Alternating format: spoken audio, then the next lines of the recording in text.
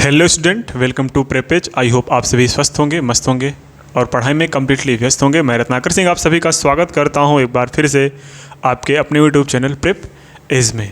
आज के इस वीडियो में हम क्लास 11th का जो सेकंड टॉपिक है जिसका नाम है सेट बिल्डर मेथड।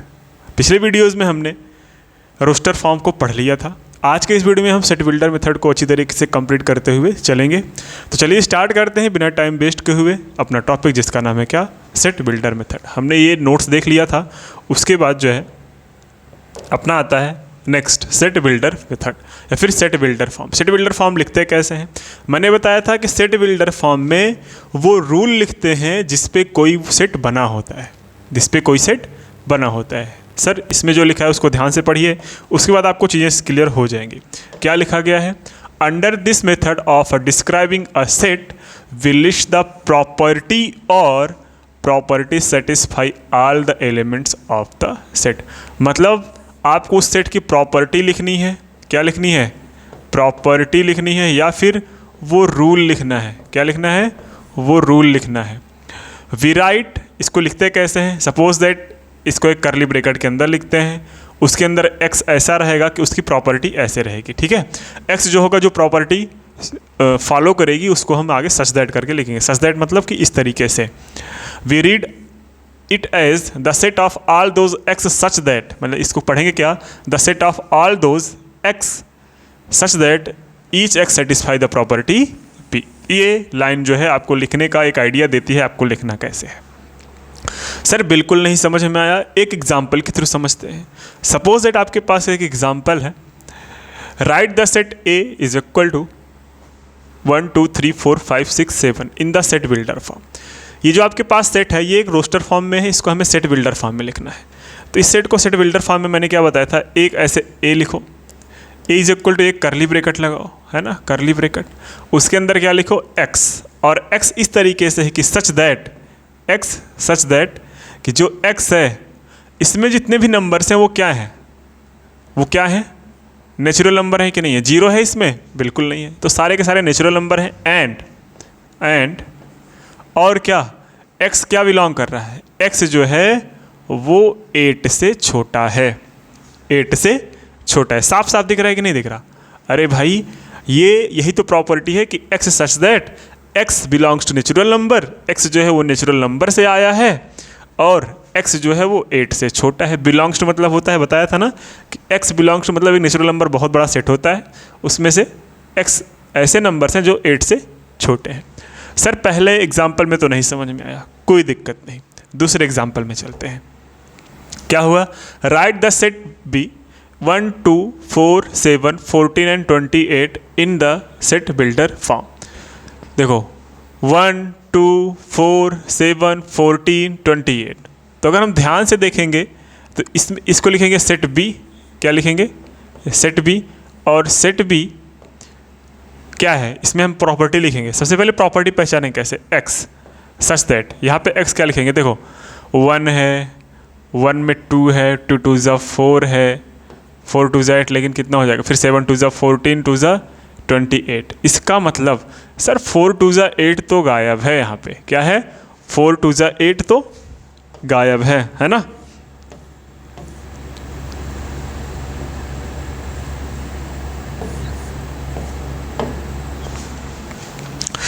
तो ध्यान से देखो एक्चुअल में लिखा क्या गया है। यार ये एक 2 3 क्वेश्चन और रखा था, इसमें दिख नहीं रहा, कहाँ रखे हो? हाँ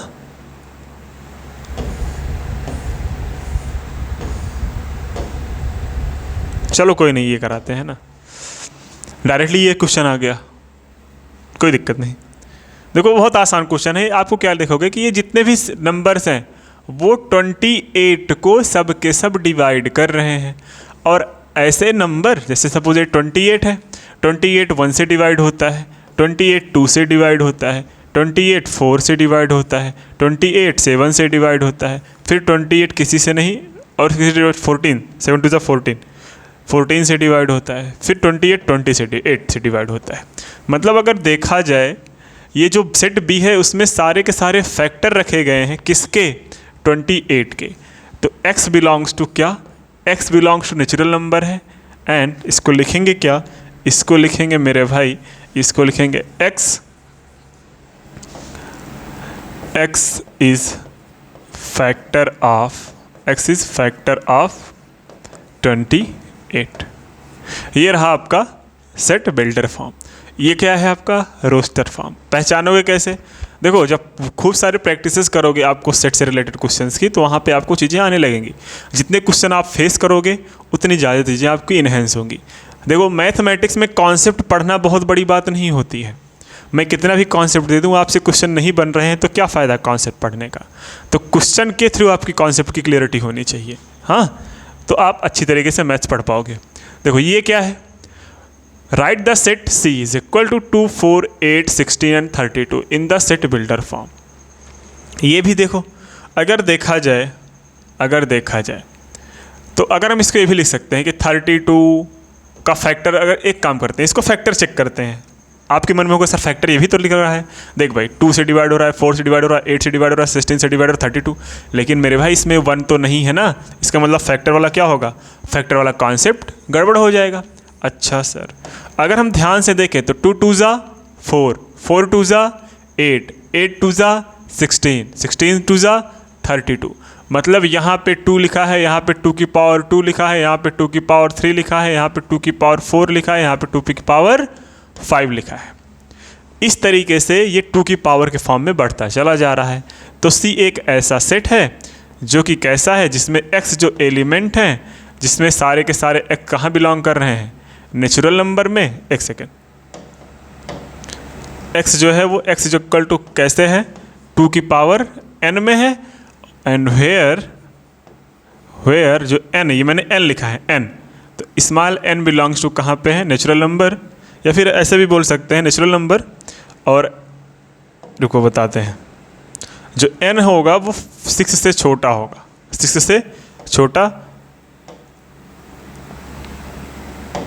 ऐसे भी लिख सकते हैं इसको, है ना, 1 से बड़ा या बराबर और 6 से 5 से छोटा या बराबर, and n belongs to natural number. ऐसे भी लिख सकते हैं। 2 की पावर n के फॉर्म का है, जहाँ पे n जो है वो 1 से स्टार्ट हुआ है, 5 तक गया है, क्योंकि 1 2 3 4 5 तक गया है। उसके बाद n क्या है, नेचुरल नंबर, मतलब 0 नहीं लेंगे, क्योंकि अगर 0 लेते तो यहाँ पे 1 आगे लिखा होता। बात समझ में आई? अगर यहाँ पे 1 लिखा होता तो हम 2 की पावर 0 भी लिख लेते, यहाँ पे 1 है तो 2 की पावर 0। बात समझ में आया? तो 2 की पावर 0 की वैल्यू 1 हो जाती। तो आई होप आपको चीज़ें क्लियर हो गई होंगी, है ना। चलते हैं नेक्स्ट एग्जाम्पल पे। क्या लिखा गया है, राइट द सेट F 1/2 2/3, इसमें कुछ एलिमेंट दिए गए हैं इन द सेट बिल्डर फॉर्म। देखो, इसको भी अब आराम से देखना, इसमें क्या लिखा गया है। अगर हम ध्यान से देखें, इसको 1 है, यहाँ पे 2 है, यहाँ पे 2 है, यहाँ पे 3 है, यहाँ पे 3 है, यहाँ पे 4 है, यहाँ पे 4 है, यहाँ पे 5 है, यहाँ पे 5 है, यहाँ पे 6 है, यहाँ पे 6 है, यहाँ पे 7 है, यहाँ पे 7 है, यहाँ पे 8 है, यहाँ पे 8 है, यहाँ पे 9 है। इट मीन्स एक ऊपर वाला नीचे वाले से कम है, या फिर हम ये बोल सकते हैं कि ऊपर वाले से नीचे वाला एक ज़्यादा है। मतलब हम अगर इसको लिखना चाहें, x such that x is equal to क्या हो जाएगा, n/n+1, n/n+1। कोई तकलीफ नहीं है। वेयर n कहाँ बिलोंग करेगा, वेयर जो n होगा वो बिलोंग करेगा नेचुरल नंबर में। कहाँ पे बिलोंग करेगा, नेचुरल नंबर में। अच्छा, कहाँ से कहाँ तक, n जो होगा वो छोटा होगा 8 से। कितना होगा, छोटा होगा या बराबर होगा 8 से। ये रहा आपका तरीका। कैसे, देखो n की इसमें अगर हम रखेंगे वैल्यू, देखो ये एलिमेंट मिलता जाएगा कि नहीं मिलता जाएगा। अगर हम n की वैल्यू 1 रख दिए तो 1/2, n की वैल्यू 2 रख दिए तो 2/3, n की वैल्यू 3 रख दिए 3/4, n की वैल्यू 5 रख दिए तो 5/6 हो जाएगा, n की वैल्यू 7 रख दीजिए तो 7/8 हो जाएगा, n की वैल्यू 8 रख दो 8/9 हो जाएगा। तो इस तरीके से आपका जो सेट f है वो मिल जाएगा। तो आई होप आपको सारी की चीज़ें क्लियर हो गई होंगी। कोई तकलीफ़ वकलीफ़ तो नहीं है ना आप लोग को, है ना, कोई तकलीफ़ नहीं है। अच्छा ठीक है, कोई तकलीफ नहीं है तो ये वाला करके दिखाओ ज़रा। इसमें मैच द फॉलोइंग है, मतलब कौन किससे मैच करेगा। तो अगर ध्यान से देखें, मैच करने की बात, जब मैच करने की बात करेंगे भाई, तो देखो सबसे पहला क्वेश्चन को पढ़ो। क्या लिखा है, match each of the following set on the left in the roster form which is the same set on the right given in the set builder form. मतलब ये क्या है, सेट बिल्डर फॉर्म में, ये क्या है, रोस्टर फॉर्म में, आपको इससे मैच कराने हैं। सबसे पहली बात 23 एंड 29, 23 एंड 29, 23 एंड 29 क्या है, 23 एंड 29 अगर हम देखें तो x जो है वो 20 से बड़ा है और 30 से छोटा है और प्राइम नंबर। तो 23 और 29 ही प्राइम नंबर हैं जो 20 और 30 के बीच में आते हैं। तो इस तरीके से ये क्या हो गए हमारे, इसके रिज़ल्ट हो गए, है ना, ये वाले रिज़ल्ट हो गए। कोई तकलीफ़ नहीं है। अच्छा सर, अब बात तो समझ में आती है, अब बात समझ में आती है। तो फिर नेक्स्ट बेटर क्या है, बेटर है ना, बेटर क्या है सर, बेटर BETR। अब इसमें BETR एक ही अल्फ़ाबेट दिख रहा है, BETT एक है तो एक बार लिखा गया है E, एक बार लिखा गया है R, तो मतलब ये यहाँ पे जाएगा, ये यहाँ पे जाएगा। कोई तकलीफ़ नहीं है। अच्छा, कोई तकलीफ़ नहीं है, पक्का नहीं है सर। 3 9 27 81 2 4 3 ये क्या है, अगर ध्यान से देखा जाए ये 3 1 3 3 3 9 3 3 3 into 3 into 3 3 into 3 into 3 into 3 मतलब 3 की पावर 1, 3 की पावर 2, 3 की पावर 3, 3 की पावर 4, 3 की पावर 5, मतलब ये वाला ऑप्शन पे जा रहा है ये। कोई तकलीफ़ नहीं है। फिर ये क्या है 2, अब बाकी जो बचा वही हो जाएगा, है ना, n क्यूब, क्यूब है क्योंकि 2 की पावर 3 क्यूब हो, 2 की पावर 3, 3 की पावर 3, 4 की पावर 3, 6 पावर 5 की पावर 3, 6 की पावर 3 या 6 की पावर 3 तक ही है। तो n की पावर क्यूब है, n की पावर 3 है, जहाँ पे n कहाँ से कहाँ तक है, 6 से छोटा और 2 से बड़ा है। तो इस तरीके से जो हुआ हमारा सेट बिल्डर फॉर्म ख़त्म हुआ। अब हम नेक्स्ट वीडियो में हम जानेंगे यूनियन ऑफ सेट या फिर टाइप्स ऑफ सेट। सीधी सीधी बात, टाइप्स ऑफ सेट पढ़ेंगे। टाइप्स ऑफ सेट के बाद एक वीडियो आएगी टाइप्स ऑफ सेट का, फिर आएगा यूनियन ऑफ सेट, सब इंटरसेक्शन ऑफ सेट। उसके बाद धीरे धीरे मतलब अभी 5 वीडियो आएंगी सेट की, 5 वीडियो में सारे के सारे कॉन्सेप्ट खत्म हो जाएंगे। फिर हम करेंगे जेई लेवल के क्वेश्चंस, है ना, एक एक क्वेश्चंस जो है वो जेई लेवल में जो पूछे गए हैं वो सब आएंगे, वर्ड प्रॉब्लम भी आएंगे। तो आपको इस चैप्टर से कोई दिक्कत होने वाली नहीं है, आपके पास बहुत टाइम है, एक एक टर्मिनोलॉजी क्लियर करते चलो। Set relation and function is the basic of the mathematics for engineering exam. मतलब अगर आपको इंजीनियरिंग एग्जाम देना है, सेट रिलेशन एंड फंक्शन तो पक्का आना चाहिए, बिना इसके आपका कैलकुलस कुछ नहीं होने वाला। बिना इसके आप ना तो डोमेन निकाल सकते हो ना तो रेंज निकाल सकते हो, आपको सेट आना जरूरी है। ठीक है, तो चलिए आज की वीडियो में इतना ही रखते हैं, मिलते हैं नेक्स्ट वीडियो में, तब तक के लिए शुभ रात्रि, जय हिंद, बाय बाय।